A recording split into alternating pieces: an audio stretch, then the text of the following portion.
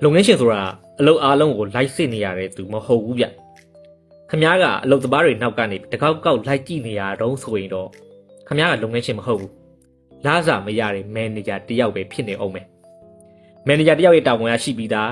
အလုပ်တွေကိုအချောင်းမွေးဆုံးလေပန်းတာအောင်လုပ်ဖို့ဒါပေမဲ့ဒီ entrepreneur တွေဖြစ်တဲ့စွန့်ဦးတည်ထန်သူတွေရဲ့အဓိကတာဝန်ကရှေ့မှာဘာဖြစ်လာမလဲဆိုတာကြိုကြည့်ပြီးတော့လမ်းဖောက်ဖို့အခွင့်အလမ်းအသစ်တွေရှာဖို့ခမားရဲ့လုပ်ငန်းကိုနောက်တစ်ဆက်တိုးတက်စေရှင်တယ်ဆိုလို့ရှိရင်မန်နေဂျာနေရာမှာမလုပ်နဲ့မန်နေဂျာနေရာမှာလူတစ်ယောက်ကိုခန့်လိုက်ခမားအဲ့ဒီမန်နေဂျာကိုပြန်ကြည့်တဲ့ entrepreneur ဆိုတဲ့နေရာကိုတက်လိုက်လုပ်ငန်းထင်မှာဝင်ပြီးတော့အလုပ်မလုပ်နဲ့လုပ်ငန်းကိုဘယ်လိုတိုးတက်အောင်လုပ်မလဲဆိုတာကိုပဲအပြင်ကနေကြည့်ပြီးတော့လုပ်တော့အဲ့ဒါကိုဘယ်လိုပြောလဲဆိုတော့ don't work in your business